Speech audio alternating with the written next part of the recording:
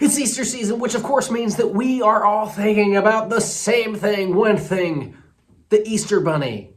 Okay, I know that's kind of weird, but the Easter Bunny really does have to do with what we're going to be talking about this Sunday when we start our new series, The Garden, a series of unfortunate events. The Easter Bunny should remind us of talking animals. What does that have to do with Scripture and God's original plan for us and how sin ruined it? Well, let's talk about it.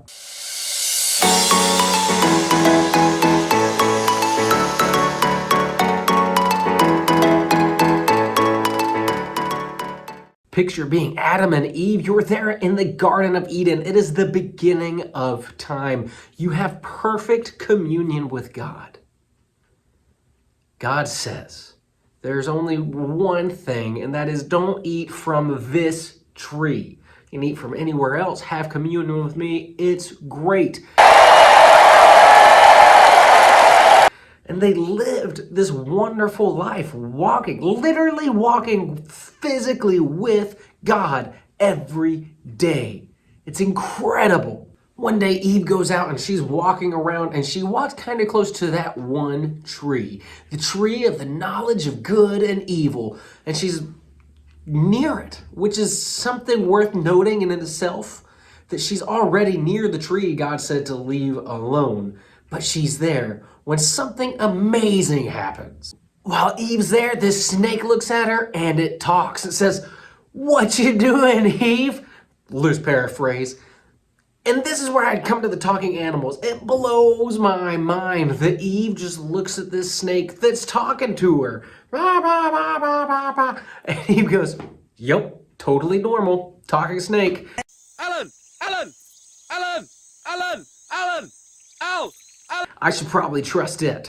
Eve and the snake begin to talk about what she can and specifically cannot eat. Remember the tree that she's at. So she's at this tree and she says, God said that we can't eat from this tree, not the fruit, because if we eat the fruit from this tree, we'll die. The snake looks and says, "You won't die. You can't eat from this tree because God's scared that if you eat from it, you're gonna become like him, and he doesn't want that." Eve, who literally walked with God every day, trusted this talking animal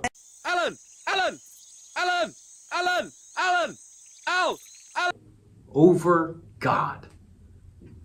And thus, the first sin was committed.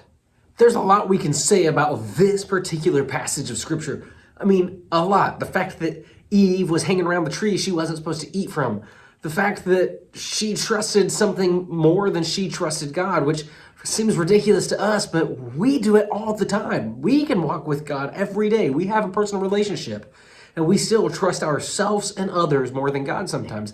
But what I want to focus on is the fact that Satan wanted to destroy Eve, and he did so by lying to her, by tricking her, by playing her. And ultimately he did it for her destruction, to hurt God.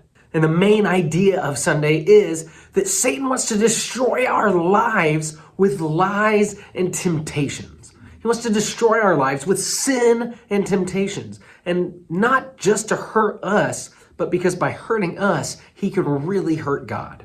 Satan is a liar and a tempter, and he seeks to destroy our lives, which leads us to our memory verse. Our memory verse is John 10:10, which says, "The thief's purpose is to steal and kill and destroy." We're going to look at three things specifically, three tactics that Satan uses so that we can beat him, so that we can vanquish him, realizing that if we trust in God, he doesn't have a chance. And we're going to look at this passage of Scripture as an example so that we can stand strong against the enemy who is trying to attack us. The very first thing we're going to say is that Satan comes in disguise. He doesn't come looking as some sort of evil thing. He comes hiding himself as something that we would like, something that we want to trust, something that will trick us into potentially listening to him instead of to God. Satan comes in disguise. 2, Satan is smart. That's why he comes in disguise, because he knows that if he comes dressed as the devil, this red suit and these horns and this pitchfork, that we're not going to listen to him. We know that that guy is evil. He's smart, he's crafty, he's cunning. He is the author of all lies. And he seeks to steal, kill, and destroy. So Satan comes in disguise, and he's smart. Finally, like we said, Satan is the author of all lies. Satan lies. That's the third point. He comes in disguise, he's smart, which means he's crafty, he's going to lie, and he lies, right? And those are the things that we need to know. And then we're going to focus on the fact that in order to beat that, it takes knowing the truth. If we're going to stand up to Satan's lies, we have to know God's truth. And we have to learn how to trust completely in God. So by knowing the strategy the enemy uses, we can cling to the truth of God and beat Satan. We can squash the temptations, we can make it through his lies, and we can cling fast to God, understanding that he offers life and salvation. So Sunday, that's what we're going to talk about. We're going to look at the fact that God designed us to be in perfect communion with him, to be able to walk with him daily, and that Satan lied to us, we fell for it in sin, and broke that perfect relationship. And that now we need to know how to stand up against Satan's lies, against his deceit, against his trickery, because we know that he comes only to steal, kill, and destroy.